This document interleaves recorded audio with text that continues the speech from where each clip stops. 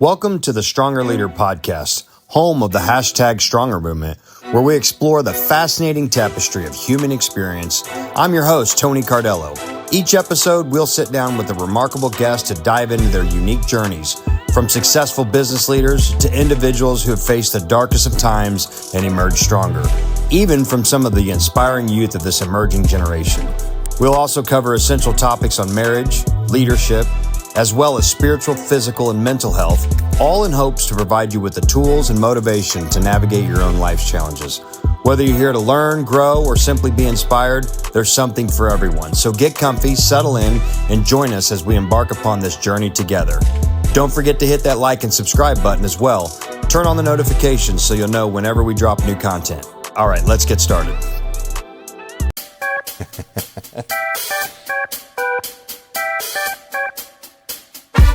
Welcome to another episode of the Stronger Leader Podcast.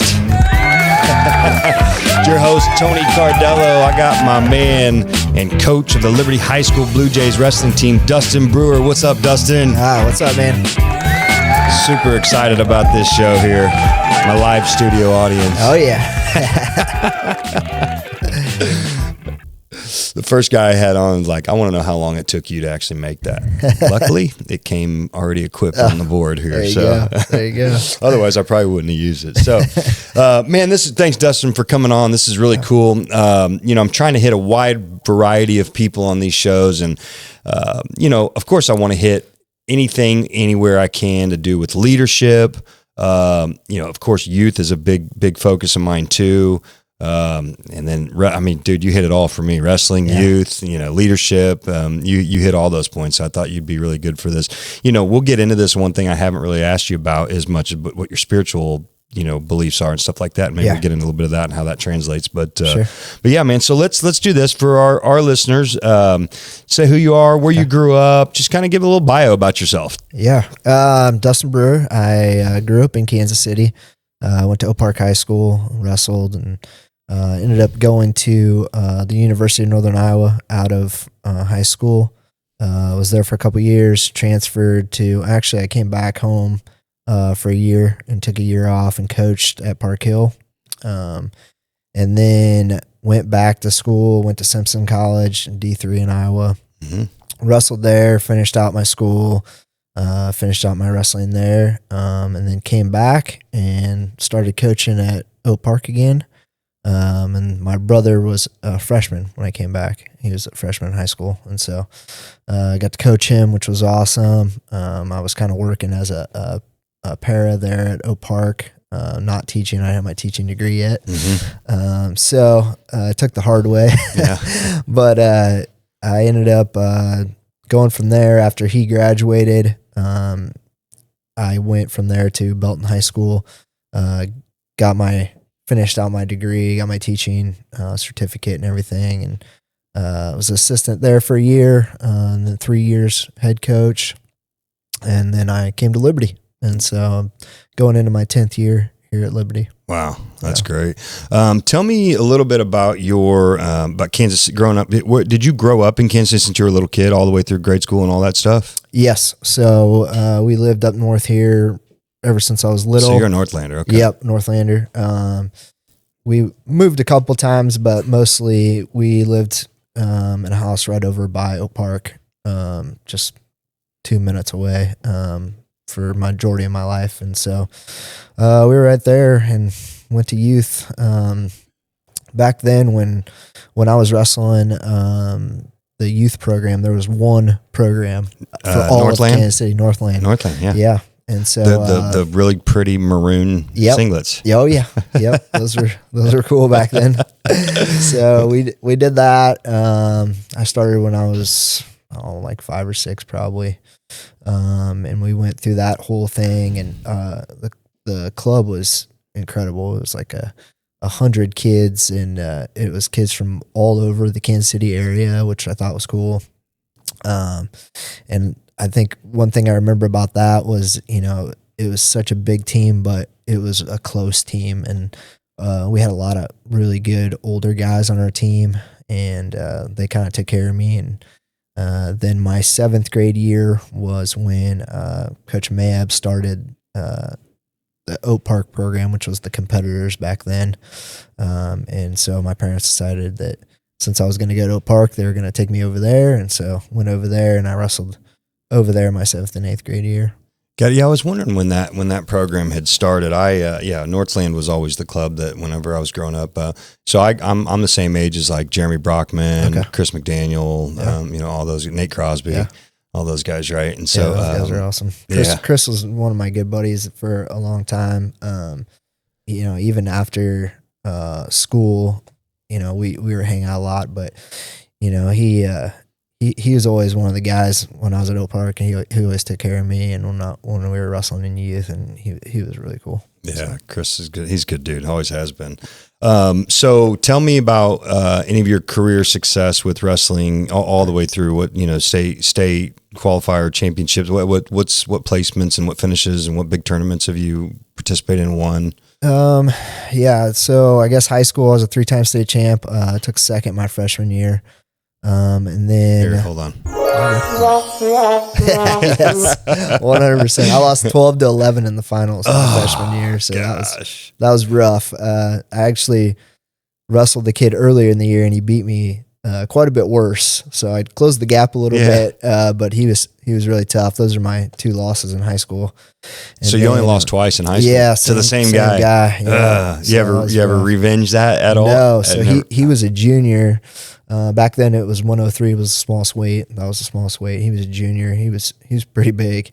And the next year he went up 2 weights and I went up 1. And so we never wrestled again, which kind of sucks. But he was really tough. He was a 2-time state champ. Who was that? His last name is Little Doll. I don't know if you know the Little Doll that's at Penn State. It's his uncle. I don't know the name. Yeah. So he was tough. But yeah, he ended up winning it twice. He won that year and then the next year.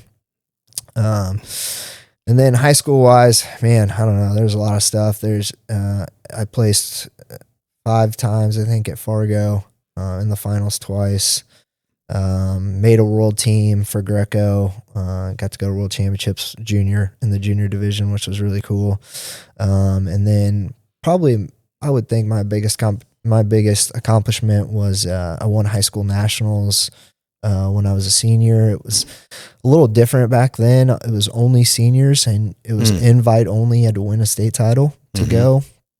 I think I had 26 3-time state champs in my bracket. Oh my gosh. Crazy. And you won that. I won, yeah. So that was pretty awesome. I trained really, really hard for that.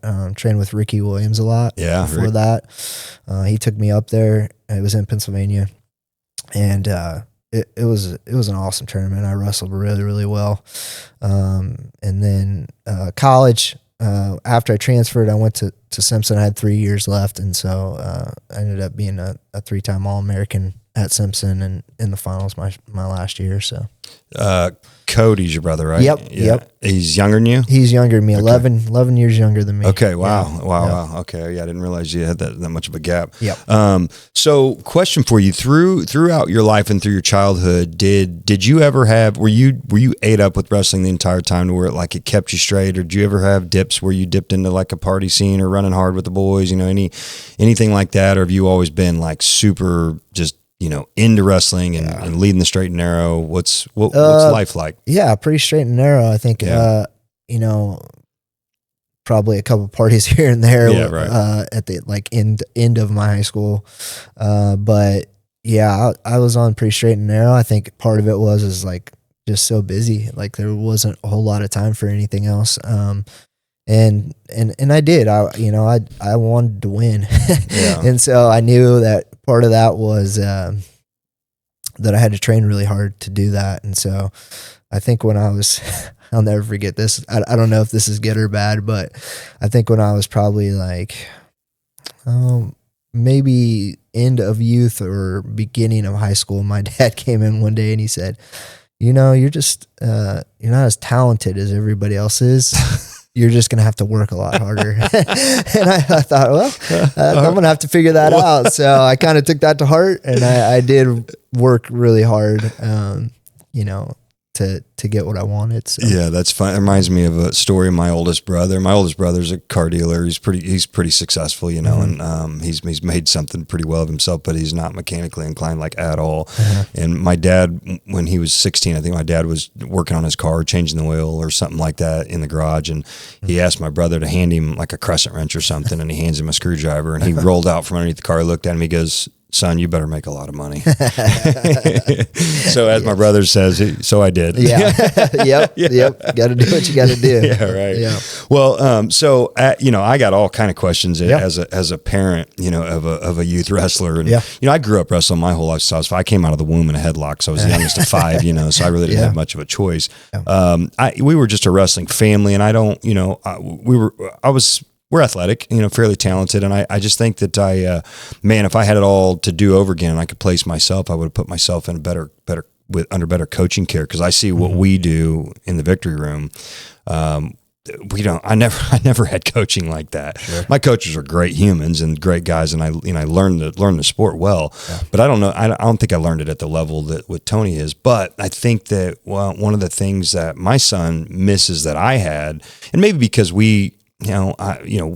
my lifestyle now is a little more cush for my kids than the lifestyle I grew up in. Sure. We were from the streets, you know what I mean? It was a little tougher life. And so, I had that kind of scrappy, you know, I was scrappy and I feel like, so I drive my son all the time to try to be scrappy, you know, and he just doesn't have that killer instinct, right? He's a competitor. Like he hates losing. For sure. Yeah.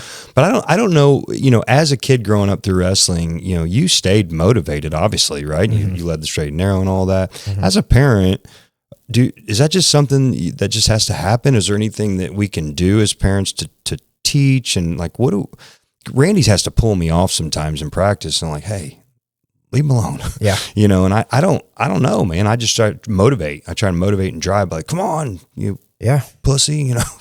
And I know that's not being a real good dad, but I'm just trying to get him fired, right? Yeah. So what do you do? How do you motivate a 10-year-old? Yeah. Or do you? I think that's a good question. I think it's really, number one, it's really tough to be a parent and a coach. When it comes to sports. And so, you know, I think putting them in front of the right people that will push them is important.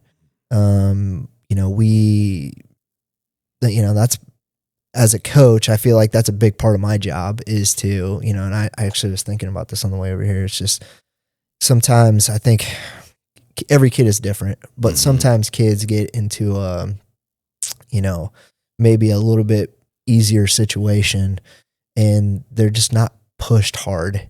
And, you know, I'm probably on the more stricter side of the way I coach. But, you know, I want to push my guys and I want to have high expectations. So when they come out, they're ready for whatever the next step is. And I think that sometimes we lose focus of that, of the next step is going to be really hard. You know, I think meaning in life? Yes. Just in life, whatever that next step is, whether it's college, work, whatever it is, going out on your own, it's going to be tough, you know? And I guarantee you could ask any of my guys that have graduated, you know, even last year, that they're in college or they're doing something else, it's a hard transition. And so, you know, you could be the best wrestler and one of the top guys in the country. You walk into a D1 room, it's a different level. And it's hard. And so I try to do my best as a coach to push my guys to be ready for those changes and those hard things. And I think as a parent, that's all you can do is, you know, work on a mentality of not making excuses and, you know, pushing yourself harder than what you think you can go. And then, you know, finding good coaches. So good coaches are going to do that as well, I think. So do you think, like, as a parent coach, for the pushing side of things, like, I should probably only teach him technique, and everybody else should be the motivators and the drivers, right? Like, yeah, I mean, I can to an extent, I guess. But. And I think, like, you will find, you know, and I'm a parent, but my daughter's 2. And so I'm not, you know, my brother was 11 years younger than me. And so So that's similar. I felt like dad. Yeah, for a lot sure. of times. 100%. And so, with him, I coached him, and also I felt like that kind of that dad figure. And so it was a lot of pushing, but also I think reminding him that I loved him all the time and that I was there for him, and we were gonna get through it. We are gonna make it happen. When things were tough, was important. But I think there's always, situations where, tough things happen, and as a parent, you can step in and say, "Hey, you got two paths here. You can go down this path that's going to be easier. You can go down this path that's going to be tougher," and making them or having them realize that the tougher path is a lot of times the better path. Yeah. And so, as a parent, and I hope that I can do this with my daughter one day, is, just remind her, I don't want to be super over top coach no matter what she does. I hope I can find her coaches that will do good for her. But just as a dad, I hope I can show her that, that the tougher path is a lot of times the way to go. Yeah. So, yeah, for sure. So so with teaching, and how much of your coaching do you take into teaching, from a leadership perspective? Yeah. A lot of it, I think, at the school, and I've done several different classes, in the past. About 5 years ago, I took over our weights program, at the school. I love working out. I love lifting. And so I ended up taking over and started programming our workouts and doing our stuff in the weight room. And, that's being in the weight room is just a reflection of practice and, sports and everything. And it's, I hear a lot, and we say a lot, character is developed in the weight room, because you go in the weight room and there's days, and I know, I can see it in their eyes, and I know from being a athlete that they just don't want to do it some days, and just trying to make them realize you're going to be better for doing this and tougher and more resilient if you just get in your head that you're going to do it. There's it's going no to option. happen. Yeah. And so, I hope that relays as a teacher and when I'm trying to help kids and athletes be better. Yeah. So the easiest, in my opinion, the easiest transition for you to be a great wrestler growing up, love the sport, go stay in it and be a coach now. That's an obvious transition. Is there other motivating factor? Is there, are you an altruistic type of person? Do you love giving back? Do you love helping people? Are you in it because you love the sport? Are you in it? That's part of it. But do you have a passion for kids and youth and growing, you know what I mean? That stuff. At first, for sure, I did it because I loved wrestling. Yeah. And I wanted to be a teacher because I wanted to be a coach. Got it. And I don't think when I was in school, I wasn't the best student. I had to work harder. That's ironic. Now now I'm a teacher. I know. And I bet if you ask a lot of teachers, they'd probably tell you similar stories. But I just wasn't the best student, and I had to work hard to get average grades, B's and C's. So going in, I thought, I love wrestling. I love working out. I want to be a part of a PE program that, I can help kids. But, at first it was, it was a lot about wrestling, and I wanted to be a coach. And I wanted to, and I always felt like even in through high school when I was showing stuff and I would go to youth practices and show stuff, like I just felt like that I was going to be a good coach. And so starting out, it definitely was that. And then as I went, I was like, you know what? It's turned into more of, I want to help kids, I want to help everybody, and that was a big thing when I decided that I wanted to take over our weights program and do our weights program. I was like, I can help wrestlers, but I can also help football players, and I can help these girls, these basketball players, whatever it is. And, I think that's been more of my mission in the last 5 to 10 years is I don't want to just help my guys. I want to help my guys and girls, I want to help everybody, and I want our school to be, the best, have the best athletes. I want all of our sports to win. And so that's been a huge drive for me in the last 5 years or so to kind of take it to the next level, I guess. Mm-hmm.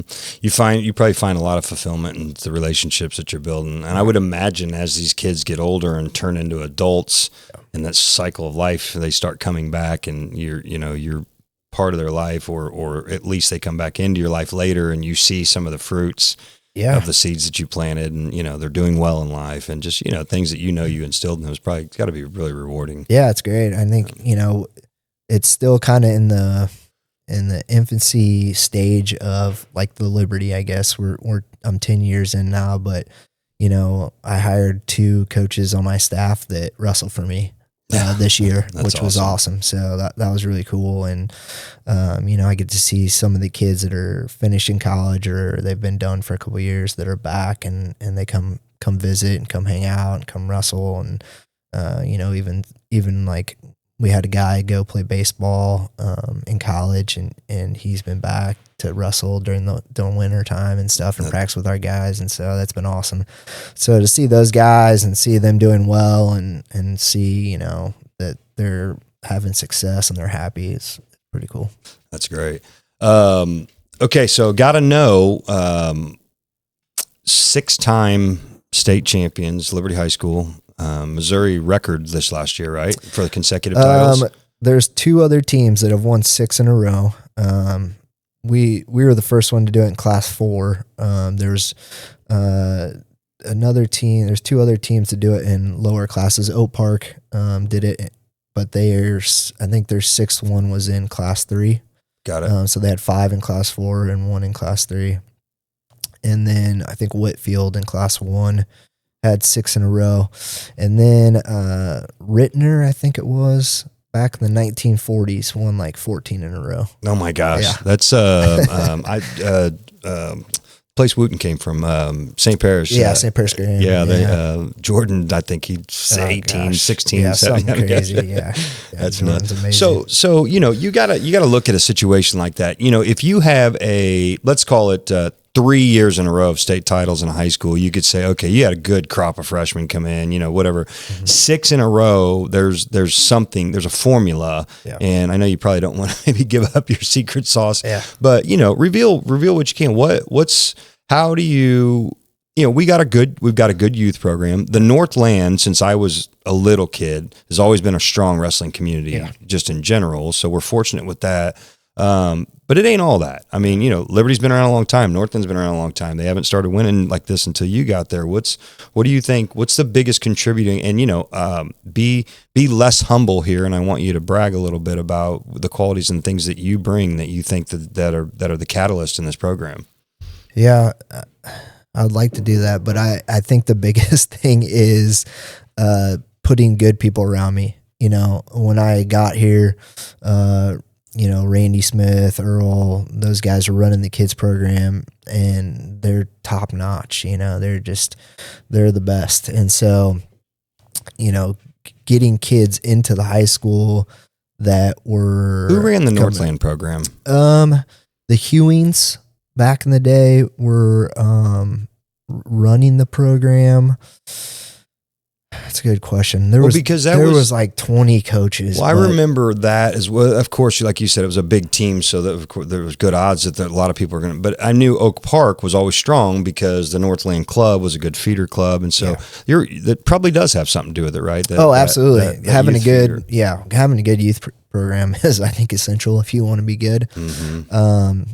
And I'm watching other programs in our high school focus on like helping develop more youth programs in their sports, which is awesome, because I think that is essential. Is to where's Greater Heights practice out of? I think they have like 3 or 4 locations. Are they in Parkville or Park Hill? They were doing stuff out of Park Hill. I think they still do. I think they do some practice at Park Hill. I know they do some practice at Pius. I think there's maybe one or two other high schools. The reason I ask is they're a pretty dominant youth club as well. Yeah, and so who are they feeding mainly? Pius, and because Pius is having some success. Yeah, probably Pius, I would say now. I'm not sure if they're, I would say a majority of the kids are probably going to Pius, but that's a good question. I don't know. I think they still have some kids go to Park Hill. I know they had a couple kids go to Staley. So, all right. So talk about your some of your secrets to success beyond that. What are the things you think you bring to the table that's different? Yeah, I think like I said, putting good people around me. I think I've brought people in that are maybe strong at the things that I'm weak at.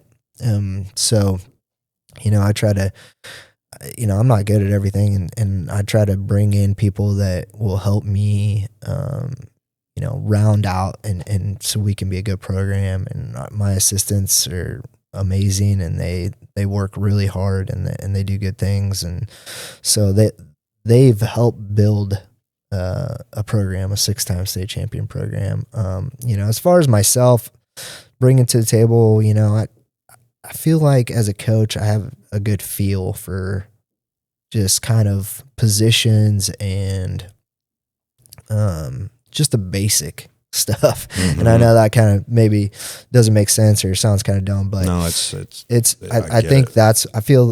I've always felt like that's what wins is being good at the basics. And, I got a fun speed round question for you later that you'll answer. That'll feed right into that. Okay. Yeah. So, I think that's just I don't think I bring anything really special to the table. I just think that, I drill in the basics. I make our guys work really hard. I try to push them past where they think that they can go. I think we have a good system where our kids in the past have peaked at the right time. And I think that that's important too. So, and I don't know you very well. I'm not around you a ton, but to me, your disposition is very calm, collected. You're definitely not a crazy yelling coach at the duels anyway. Sure. I haven't seen you a ton in the wrestling room. Maybe you are in the wrestling room. But, a little crazy in the wrestling room. But so you seem like a guy that's just consistently. Your messaging seems consistent. Your mood seems consistent. There's a calmness to that. That because let's face it, wrestling is not calm. Yeah, it can be it's mental, it's physical, it's everything, right? Yeah. So you can bring that stability, I guess. Which would you say that's a character trait of yours? Yeah, that I've observed. Yeah, for sure. I think that's how I wrestled. I was pretty calm, but I went after people. But I think coaching wise too, I think I'm pretty quiet or calm when I need to be. But when I speak, I want them to hear me. Mm-hmm. So I think some coaches that I'm around, it's constant yelling, and it's like, what are they taking out of you? You just said 6 different things. So I remember walking into practice one time when the kids were coming in, you guys were finishing up, and you were in the same tone of voice that you always were, mm-hmm. but the guys were eyes glued to you, and I was listening to what you were saying, and what you were saying was some heavy-handed shit. Yeah. And but it was calm, mm-hmm. but you had their attention. Whatever you were saying meant business, and it was discipline. Whatever it was, I think you were, fed up with them. They're not doing, not finishing people, I think is what it was. Yeah. That practice, and so anyway, so where I was going with that line of questioning is, at what point? Okay, obviously you want to coach wrestling. Did you want to run a team? Was that your desire, or did you just want to be involved in wrestling? When I first came back, I just wanted to coach my brother. Okay, that's good. That's fair. Yeah. So, and he went to Liberty as well? He was at Oak Park. Or Oak Park, Yes. Yeah. Yep. He went to Oak Park. So when I first came back, honestly, when I was graduating at Simpson and finishing that up, I didn't really know what I wanted to do. Was Mayhem still there? Mayhem was still there at Oak Park. And so Cody was going to be a freshman, and I was like, I think this is this is the most important thing, is for me to be there for him. And so decided to go back. Meb was there for a year, and then he went to Staley, and then one of the assistant coaches at Oak Park, Tim Rupp, got the job at Oak Park. And so you didn't want that. Honestly, did you put your hand? No, did you put your hand up for it? Okay. No. I was just super young still and immature, sure, just a kid, and so I didn't even think anything about being a head coach at that time.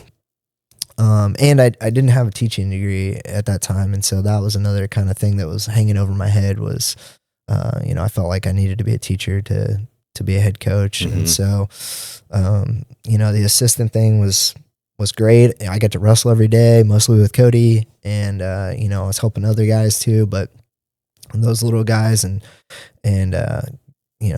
wrestling all the time with Cody. So that was my biggest thing coming back at first. And then when he got done, what was his high school record, and how did he finish? What was his career like? So when I was in high school, we couldn't travel out of state. So everything that we did was in state. When he was in high school, they opened it up so where he could travel, or they could travel. And so they wrestled some heavy. Yes, heavy teams, we were going to tournaments in Ohio, wrestling St. Paris Graham, and wrestling St. Ed's, and we were traveling to big tournaments. And so I think he usually had 1 or 2 losses each year, and he was a 4-time state champ. Gotcha. His sophomore year, I think, is when we dropped to Class 3. So he won his first state title in Class 4 his freshman year, and then the next 3 were in Class 3. So yeah, he was really, really good, and so he was a lot of fun to coach. But yeah, that was originally why I came back, and then after that, when he graduated, I went to coach at Belton. Still didn't really have a huge need to be head coach. They had a coach there that had been there for like 30 years, and he was a good guy.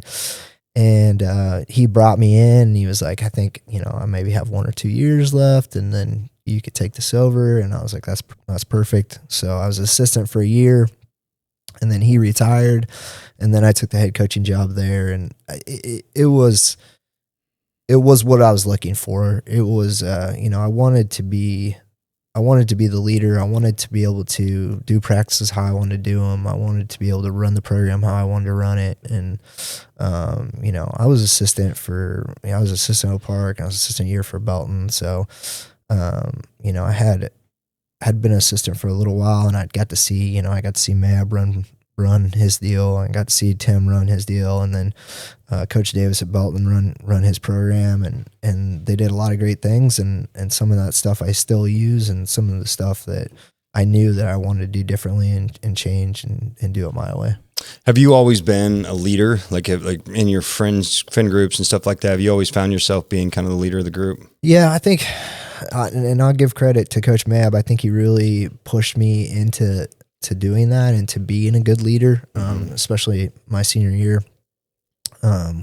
We won a team state title my senior year, which was the first at Oak Park, and we had a really good team.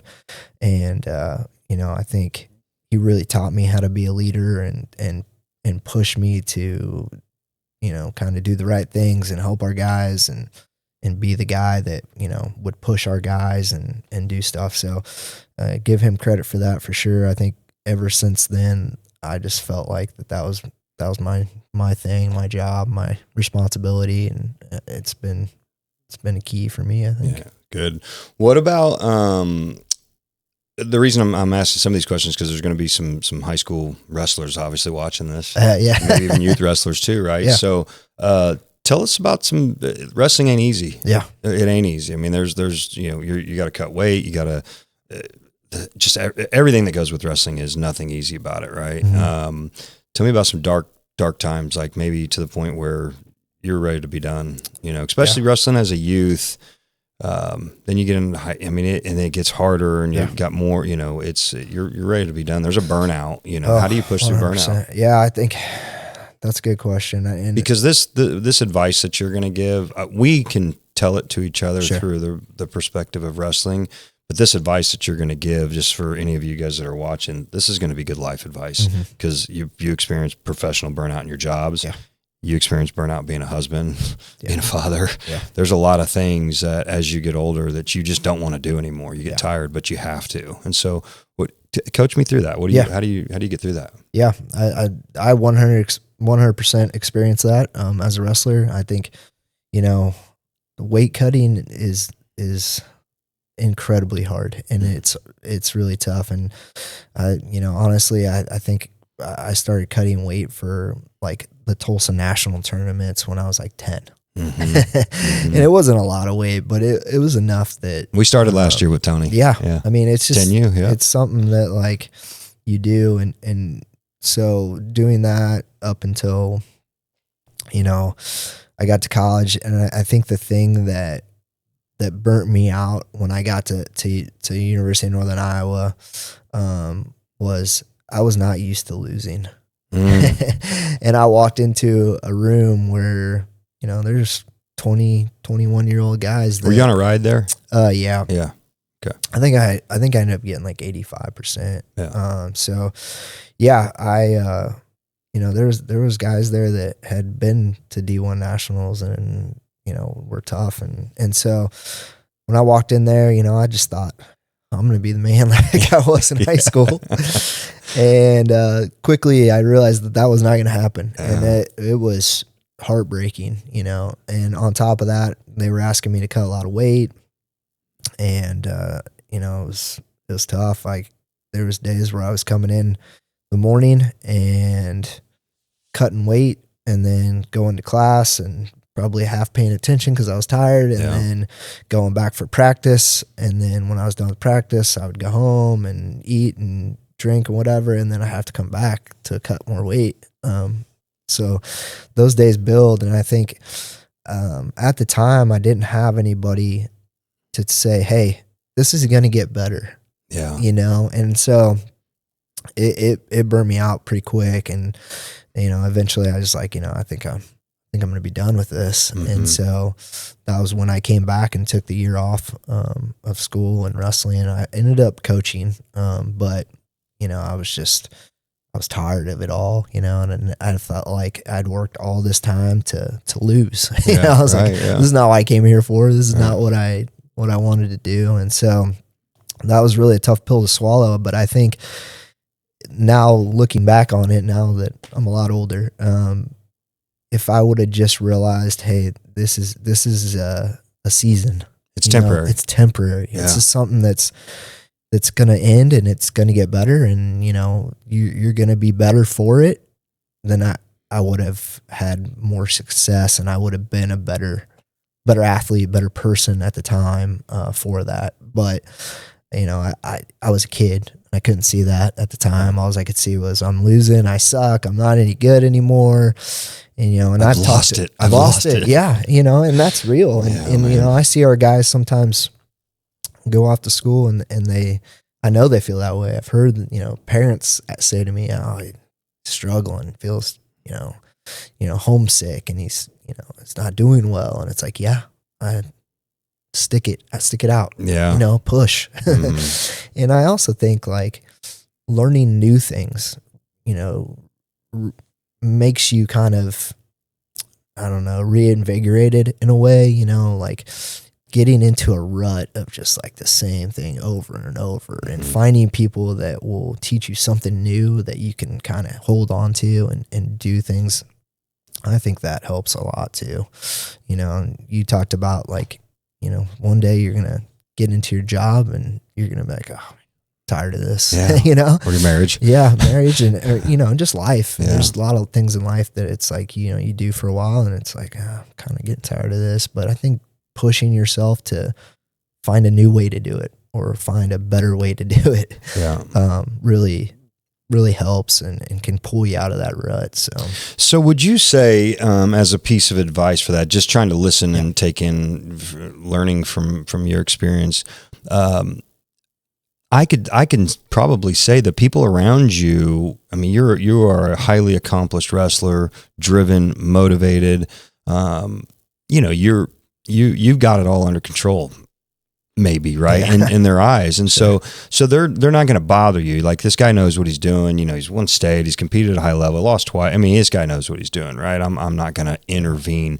It probably had you, now that you're older and you could look back, would you have told your younger self, hey man, go talk to somebody, go get some help, man, go talk to somebody to help you through that? And then, because I think that for me, my whole ministry and the things that I'm doing is trying to lead men to be better men.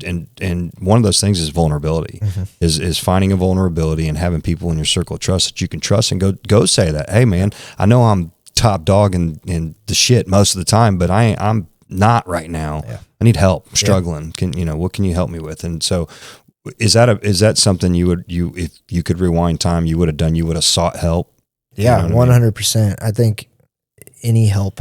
Yeah, and because in going through something like that is very, you feel alone, and so it's question.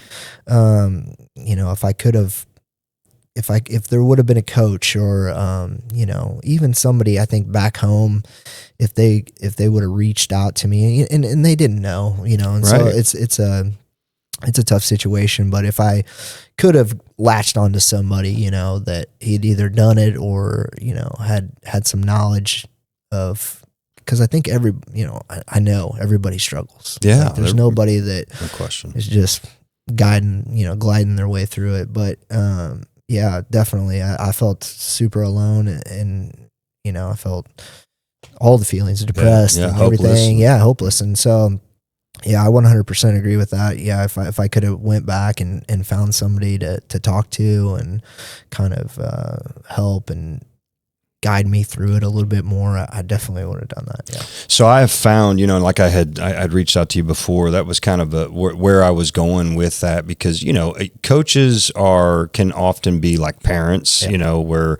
I don't want to tell my coach I'm struggling because I don't want him to think, I don't want him to pull me. I don't want him to, not let me wrestle tonight, or this next duel. You know what I mean? Yeah. So that could be tough. And, I wanted to make myself, and I still will make myself available to you as a resource. I don't want anything for it. Just, if those kids are struggling at all, and, somebody who's been a wrestler, been through it, I've competed at a high level, I'm a professional at a high level.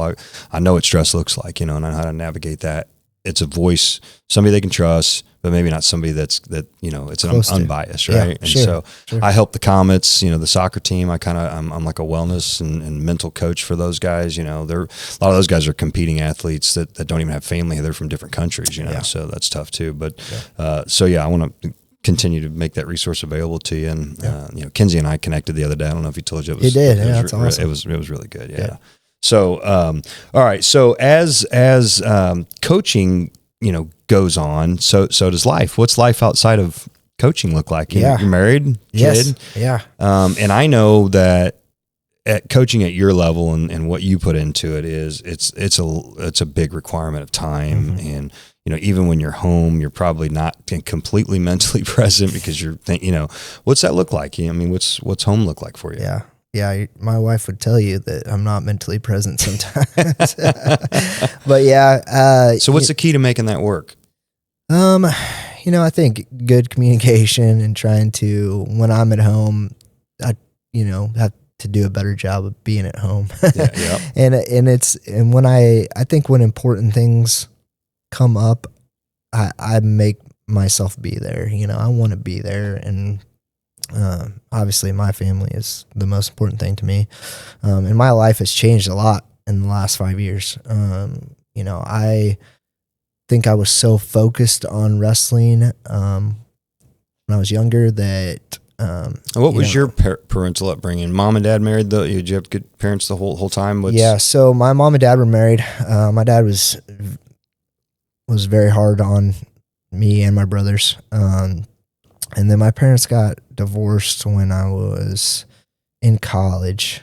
And it was pretty ugly. And so, after that kind of happened, like I kind of talked about before, I kind of became more of maybe dad than brother. Yeah. Mm-hmm. And so, my dad was kind of out of the picture at that point.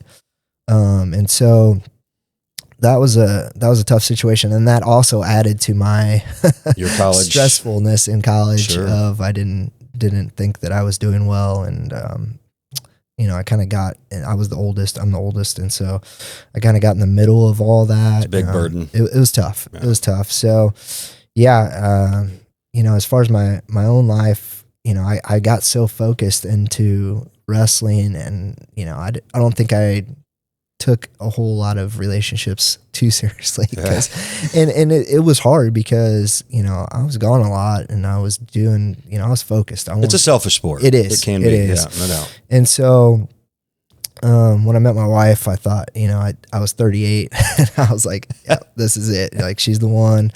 I'd had previous relationships, and it just wasn't the right thing. And so, we got married.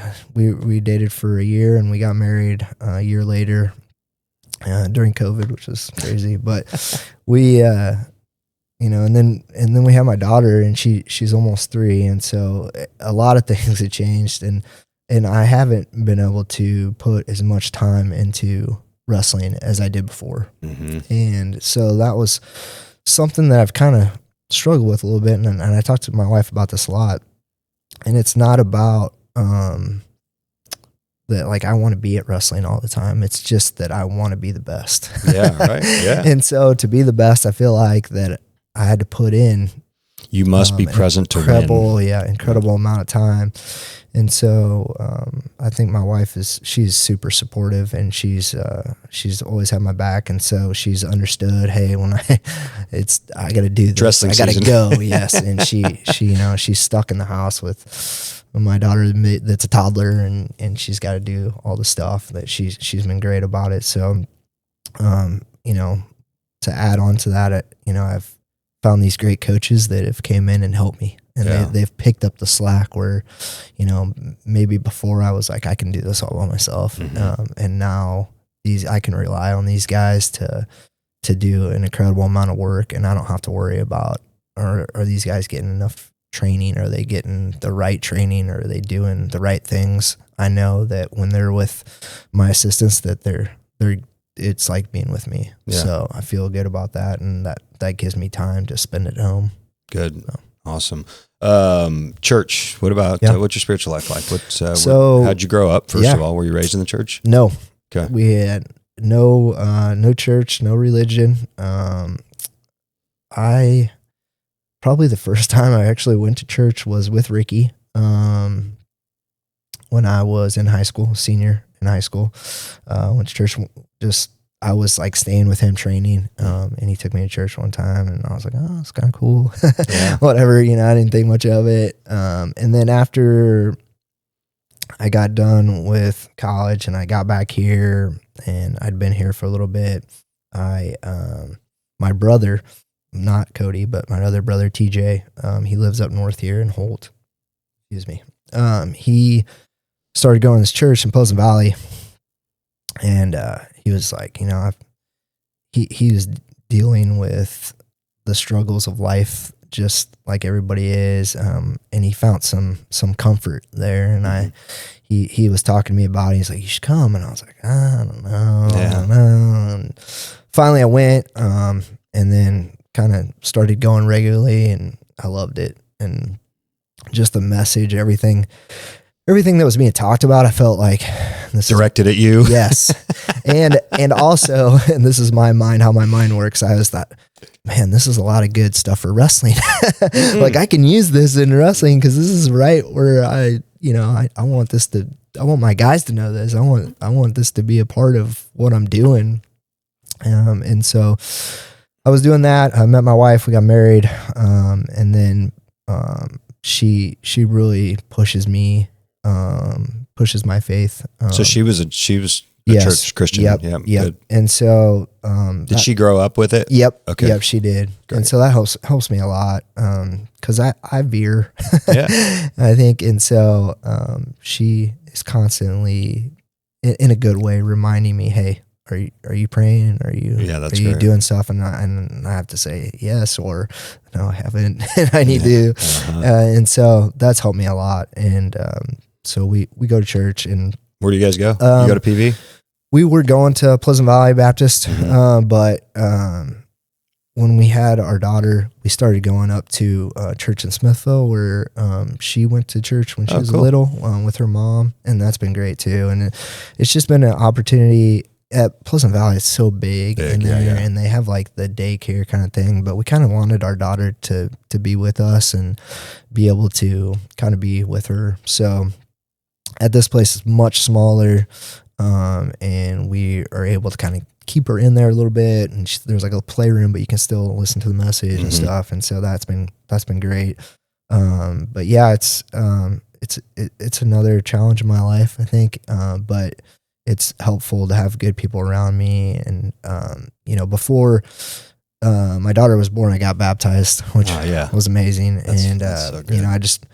I wanted religion to be a part of my life, not only for me, but for my wife and for my daughter, and so I did that, and it's been great. I'm just learning. I feel like it's a new thing still to me.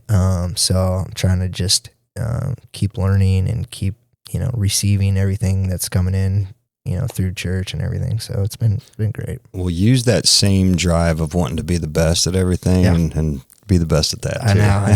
I need to. You're right. 100%. Yeah. It's a lot of reward in that deal, right? Yep. Well, the reason I asked is because I know that recently it sounds like, and I don't know, maybe I picked up on this wrong from Kinsey, but I think the guys have started a Bible study in the wrestling room. Yes. And Colby, I think, is coming back. Has he been leading it and helping, or what's the? Tell me about that. Yeah. About the Bible study. This summer, Colby was leading Bible study for a group of our guys that kind of wrestle year round. Excuse me. And so they started doing that. I think they were meeting once a week. I think maybe like Starbucks or something. Yeah. I'm not sure. So they were doing that. And I know Kinsey went a couple times, and the boys, I think, loved it, and it's great. And I was 100% supporter. I was like, yeah, I think this is an incredible thing. I think, unfortunately, I feel a little bit like religion is a tough thing at school. Taboo in a public school. I was going to ask you about that. It's kind of tough. And so it's, how do you navigate that? Yeah. And I think as much as I believe and have faith and love Jesus, I think, I don't want to make anybody feel uncomfortable. Sure. And so I try to give messages, based on, wrestling, or based on what we're doing, and try to lead them down the right path, I would say. And I've had individual conversations with, several of our guys about church and religion and stuff. And I actually met with one of my guys, over the summer that had graduated a few years ago and was kind of struggling a little bit. And, just talked about, he kind of thought that church was, and his faith was a certain way. And then, he saw some other things and he was like, maybe I don't know. And so, I try to help guide him as best I could, and try to make sure that he was, seeing things for himself. Yeah. And not what other people were telling him or seeing it that way. So yeah, it's a tough situation because, that's my job. And, it's my well-being. Yeah. And so, I don't want to overstep my boundaries, but I also want, our guys to know that this is what I believe and this is what I'm about. The key. Yeah. I think that's the key. I'll, if I could give you some advice in that area. I've been, I've been sober for 10 years. I grew up in the church, was Catholic, raised Catholic. And then when I got saved 10 years ago, I really dove into my spirituality and just became a non-denominational Christian and the biggest thing, and I'm a leader in a secular environment as well, right? Mm-hmm. It's just like public school. I'm in a workforce. It's not a ministry. It's a car dealership, sure. Right? Yeah. But the biggest thing that I have, number one, I'm big into leadership, obviously. There is no better example of a leader than Jesus, right? He was the best example. In fact, people died for sure. for what he was talking about, right? Yeah. And I think that the main thing is, like what you were saying, you try to teach through wrestling, the messages through wrestling, and that's great. The way I articulate that is I always lead with biblical principle.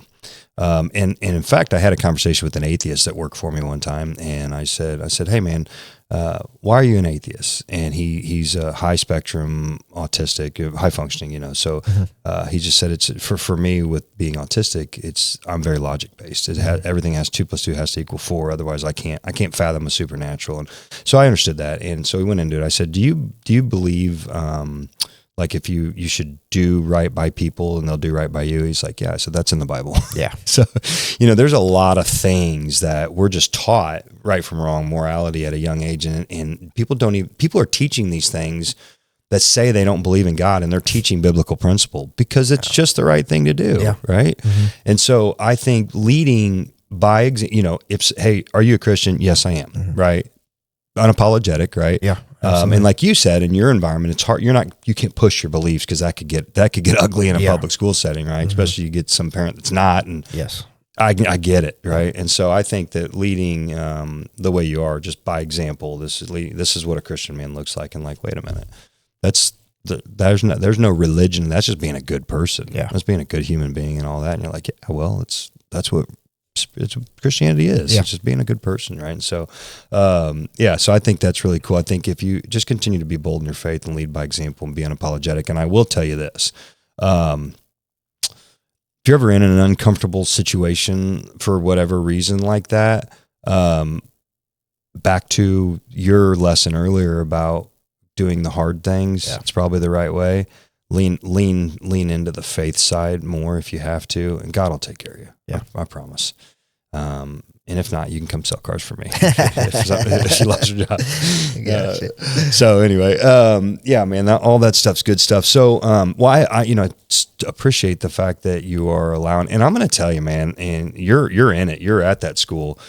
Between First Priority on Thursday mornings, Colt, Noah, those guys are telling me they just upped their room size because they just had like the last week, I don't know what today was, but last week they had 75 kids show up to this, which, a year before it's 15, 20 kids a day, now they got 75 kids showing up. It's like, wow, this is amazing. Freaking, it's awesome. Yeah. And then I meet with Kinsey, and Kinsey says the wrestlers are meeting for Bible study. And then Colt's got these football players they're all praying and having Bible study. It's like, man, I was telling my boss, I was like, dude, I love my community that I live in. We are, just a good, solid group of people. There's Christianity is running through our public schools unapologetically, and kids are leading it. That's the best part. That's what makes it work, I think. No question. When they take ownership of it and they're doing things that are going to help each other and help themselves, I think that's such a big thing. So, and you're right. I think our community is awesome. We actually today, I was talking with a couple other teachers that work in my department, and they had taught in Liberty Public Schools for their entire teaching career. And I have not. I've taught in a couple other school districts that were different. Yeah. say that. But yeah, we're lucky. We're lucky. We have a lot of good kids. Our kids are, respectful and responsible, and they do the right things. And so it's been great to be here and have some success and be able to help kids. So, all right. Taking up a lot of your time here. So let's go through some fun speed round questions here. All right. This will be all over the place. This will be some fun, some wrestling, all right. Just what's off the top of your head. If you could have any superpower, what would it be? Oh man, that's a tough one. Shoot. I don't know. Maybe to fly. Fly. Awesome. That's mine too. I know, right? Favorite pizza topping? Oh, pepperoni for sure. Yeah. What's 3 words your wrestlers would use to describe you? Oh, I don't know. They might not be nice ones sometimes. Maybe very, very intense. Okay. That's 3 words. That's fair. All right. I love it. If you were an MMA fighter, what would your walkout song be? Did you ever do MMA? No. Jiu-jitsu? I've done a little bit. Actually, when I got out of college, when I came back, And I was like, I don't know what the heck I'm going to do. Randy was running Victory. Then it was just starting Victory. He had branched off from competitors and just started Victory. And he's like, you know, had a little gym in Pleasant Valley. And he's like, man, let's get this other space over here. It's like twice the size, and we could do MMA stuff and be awesome. And I was like, all right, let's do it. And so we ventured into that. And we had some MMA guys training in our facility, and I was working out with them. So I got to do a little bit of jiu-jitsu. And we had this black belt jiu-jitsu guy come in, and me and Randy were like, oh, let's roll around. And he tapped us out 6 times in like a minute. And I was like, gosh, this is like not good. Bob Willis is a certified badass. Yeah, he is awesome. Bob's awesome. Yeah. So we had dabbled in it a little bit, and I was working out with the guys and stuff, but never fought or anything. But yeah, it was a lot of fun. And did you ever any desire to get in their cage fight at all?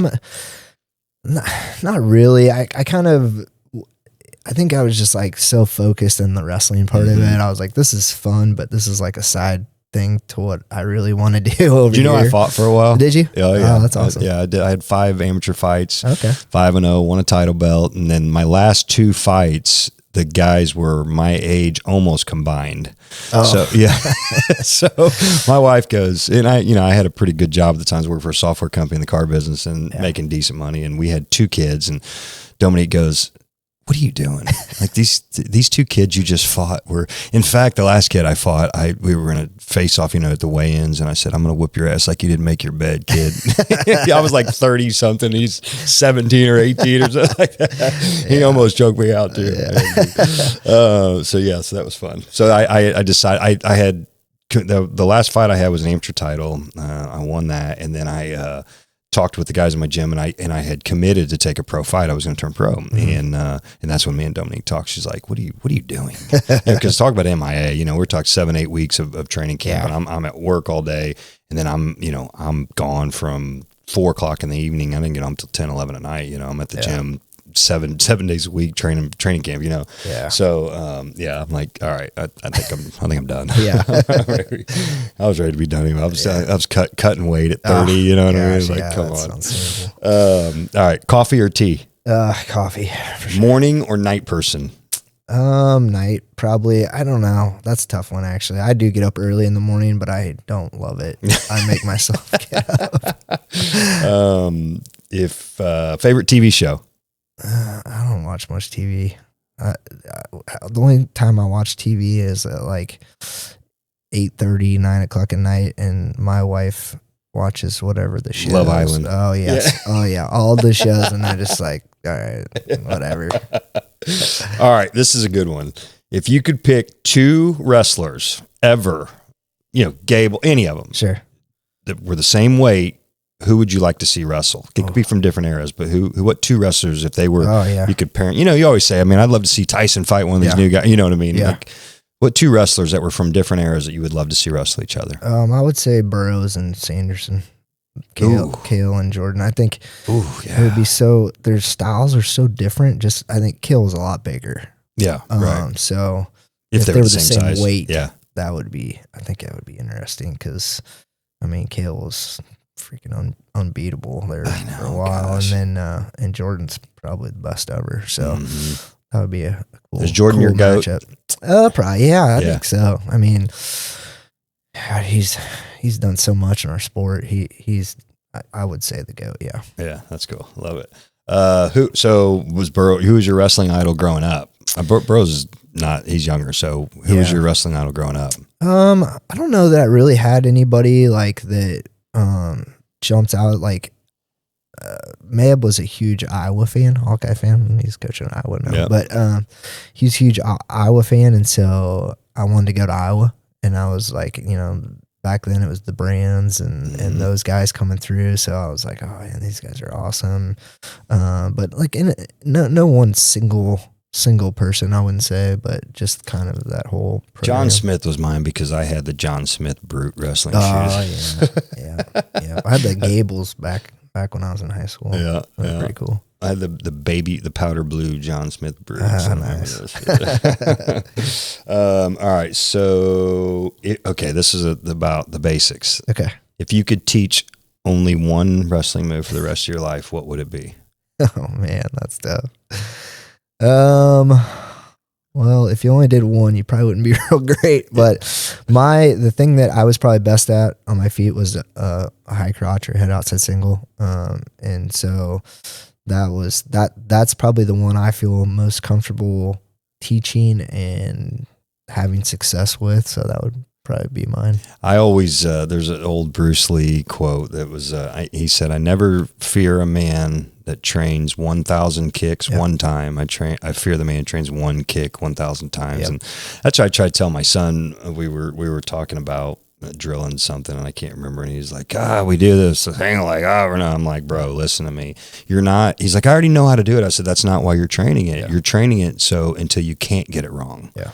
Yeah. Until you can do it every time and hit it and never, ever not get the takedown, then you need to keep training it. Yeah. I think that's something. Yeah. And I think that's something that a lot of people don't understand. It's like when they're at the youth level, just training, just hitting those basics over and over again, even though it's a little bit monotonous, is so important. And then as they get older and as they grow, then it's more about like the defensive guy showing different looks, and then they can improve that way. And that's what we talk to our guys about that all the time. It's like, the word for it now is sparring.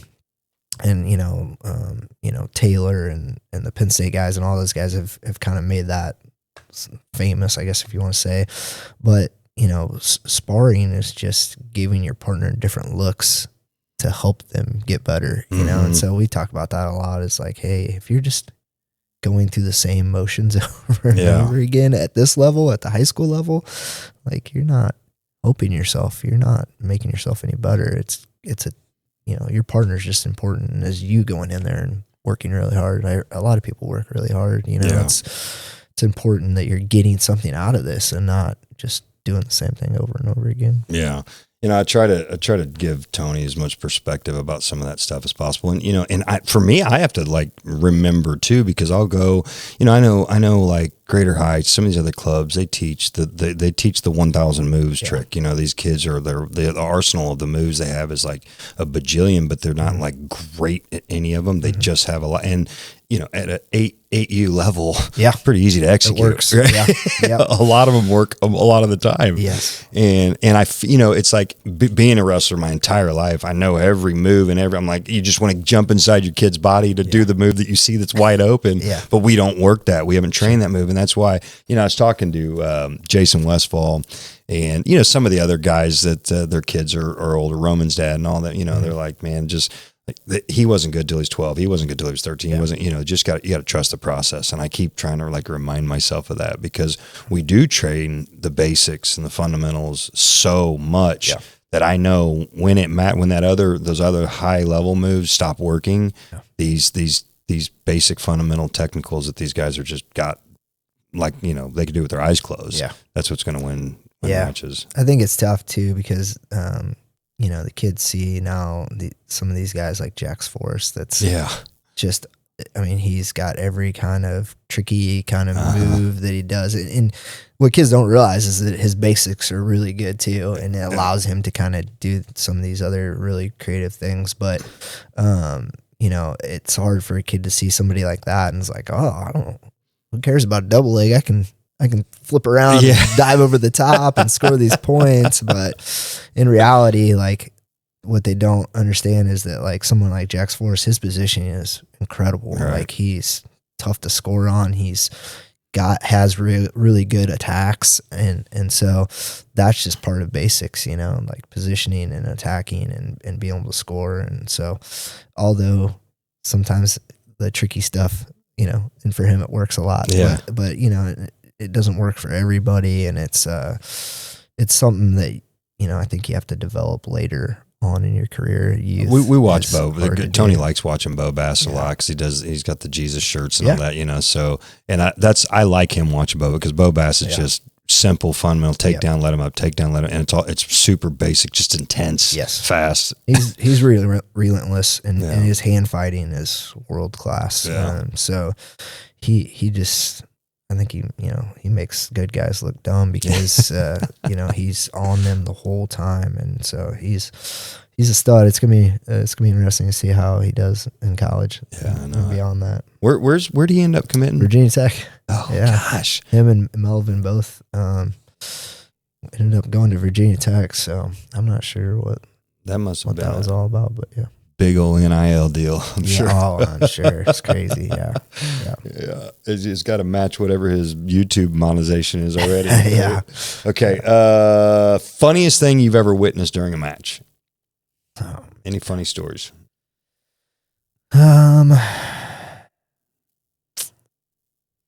mean, I've had a couple guys not eat or drink the right things and have some accidents during a match, which is unfortunate. And when you're not the most experienced wrestler and you try to cut a lot of weight and then try to put some not good things in your body, can mess with your system quite a bit, and things can happen that you don't want to happen. But that's probably one of the funniest things. What on the outside or from the inside casting out, what do you wish more people knew about the sport of wrestling?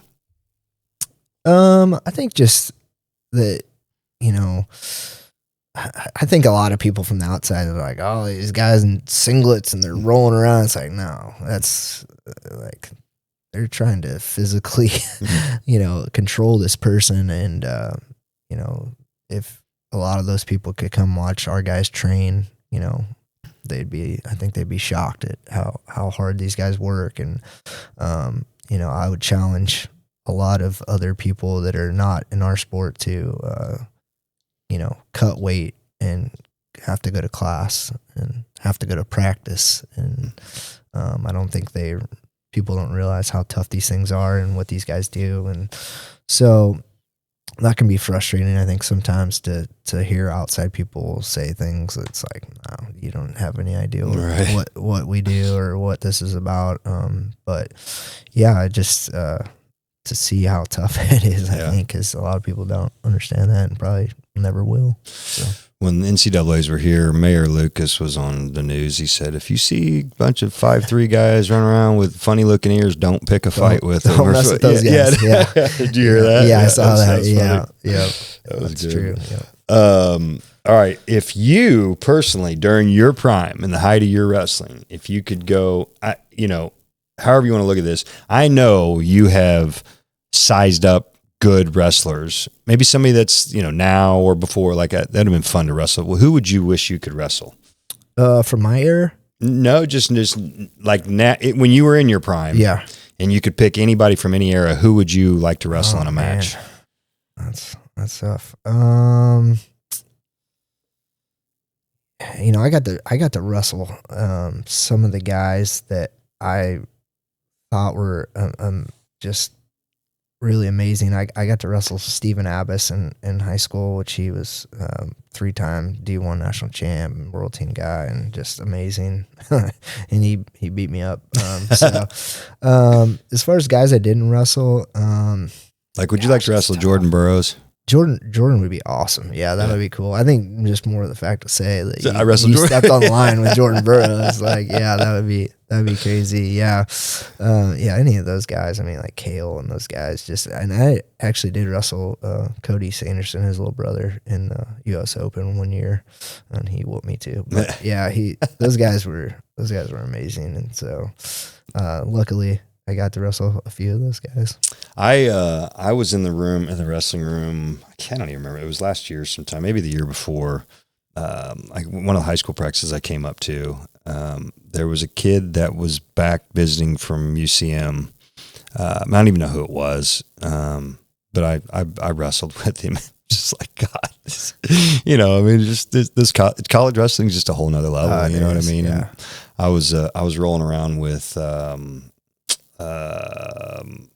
who's the black kid from last year on your team? Donovan. Yeah, I was rolling around with Donovan, and luckily I had Donovan like probably toward the end of practice, and so I was getting ready to, I was able to do a little bit better with him probably than I could if he was fresh. Then I skipped out. I went and wrestled with this other guy, and it's a whole other deal. I was like, "What do you weigh?" He's like, and I was 215 at the time. He's like, "I'm walking around about 180 right now." I'm like, "I got you outweighed by 40 pounds." And you're, I couldn't do nothing with him. Yeah. I mean, couldn't take him down. I couldn't do anything. And it's just a whole nother level, man. Yeah, it's crazy. There's definitely a jump. And nowadays, you see some of these guys coming out of high school and winning D1 national titles. I mean, the youth that are coming through are just incredible. I think, the Bassetts and the, Miller and Forrest and all these guys, Blaze, all these guys that are coming through right now is kind of changed the game. I mean, so, but yeah, there's definitely, for most, I think there's a different level there, and it takes a little bit to get used to and get into, but yeah, they're just, I mean, college guys are just stronger, older, they're more seasoned, they know how to hand fight better, and so it makes it tough. So I've been Monday. I got exciting Monday night. This coming Monday night, I'm doing a remote podcast with Caden Henschel. Okay. Yeah, he's going to get on. That's awesome. Yeah, and That's then cool. Tay Gadali.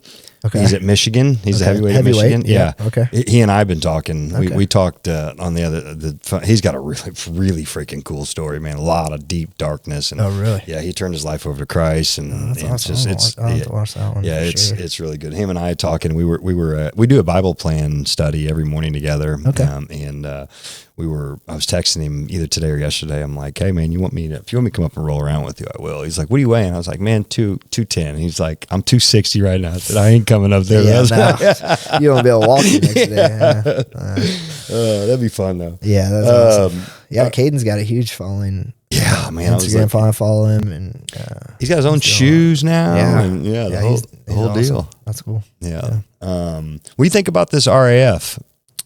It looks awesome. I hadn't really seen a whole lot. Like I said, I don't watch a whole lot of TV, but I was scrolling through Instagram or something, and I saw that they had the duel or whatever last weekend, I think it was, or weekend before, and I was like, oh man, how do I watch this thing? And so I just kind of started going through it, and by the time I found out how to figure it out, it was like almost over, and I was like, well, I'm gonna get it for the next time. So I know they're either have a one scheduled now already again, but the third one, I think, and I think Caden wrestling again. He wrestled Muggsy. Yeah, he wrestled Muggsy this last time. I think he's wrestling Clay Guida, maybe. Oh, really? In this next one. Yeah. So I got a buddy of mine here locally that's super close with Clay. Oh, really? They're really good buddies. Yeah. Cool. All right. Last question, and I'll let you get out of here. Okay. So, one piece of advice that you could give your younger self, and this is obviously going to work for anybody, you could give your younger self as a wrestler, what would it be? I mean, I think I talked about this a little bit already, but just to kind of push through the bad times and realize that it's not going to last, and that, I think also in a way, and I was pretty coachable, but in a way to be more coachable. Sometimes I think I got some stuff in one ear and out the other, because I thought, man, I know what I'm doing. I'm pretty good here. Yeah. And reality is that, things that you think that might not help you or might not, be for you, is it really can help you. Yeah. And I think some of those things that I let go, that I should have held on to a little bit and really tried to work on and do those things. So I think those two are the biggest things, is being a little bit more coachable and, realizing that the hard times aren't going to last. Things are going to get better. And kind of something that you had brought up, finding somebody that I could have reached out to or talked to that, would have kind of maybe guided me through some of those situations. Yeah, it's good. It's good stuff. I'm going to hijack your platform here for a second, because I know we're going to get some wrestlers that are going to watch this. So my advice, that number one, reach out to somebody if you're struggling with life in general, whatever. But I want to encourage you. Unlike Dustin, I made a lot of very poor choices, and took some wrong paths in life. And the reason why I'm so number one, I got a son, and he's got my namesake and all that. And I was a wrestler, so I want him to wrestle. But most importantly, the reason I want him to wrestle, and what I want all of you wrestlers that are watching this to really know what's going on inside you right now, you're being forged into a human, into a man that is battle tested, like at the highest level. And like you said earlier, it's tough. Wrestling is tough, and I know that. And it's setting you up for success in life. You know, I had a situation with my son. He wanted to go to state this year to go watch one of his best friends wrestle. And I said, no, I'm not taking you. You want to go to state, you got to make it to state. Mm-hmm. And if you want to make it, I can show you.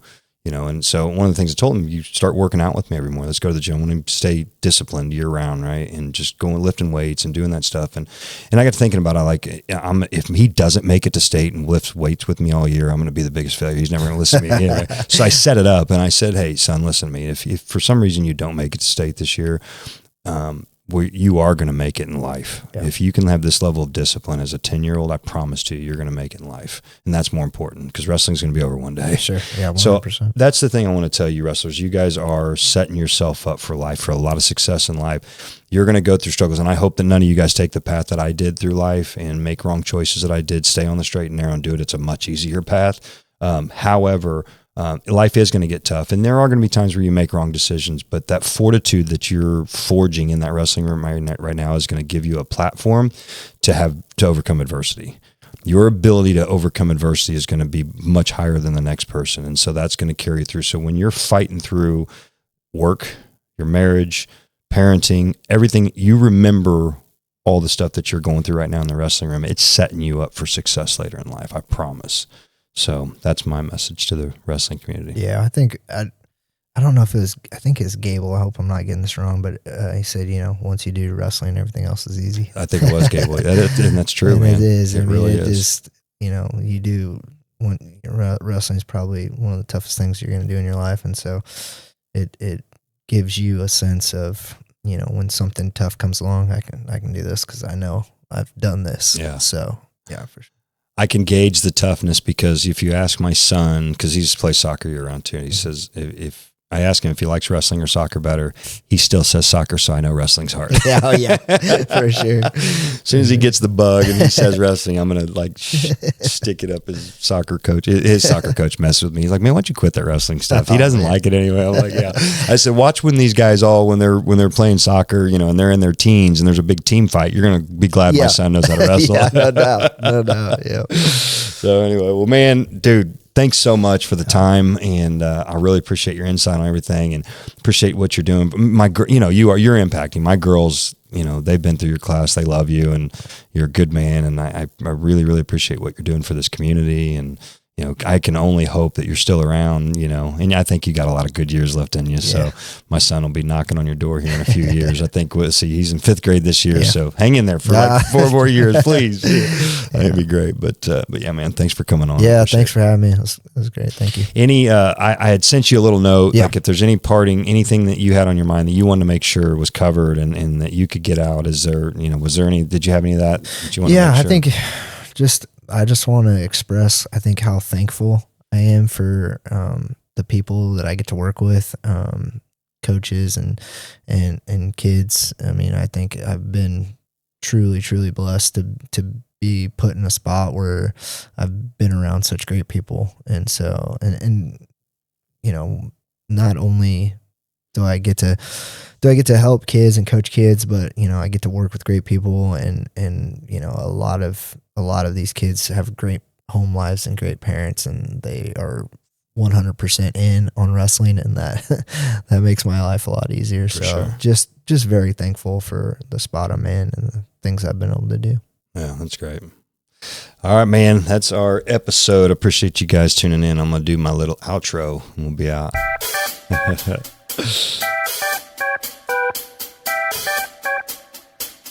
All right, that's our conclusion, I think, of episode maybe 14 or 15. I don't know, I'm losing count now, but don't forget to hit that like and subscribe, and then hit that bell so you can get notified when all the new stuff drops, and we'll see you later. Be good, be blessed, and be stronger. That's great.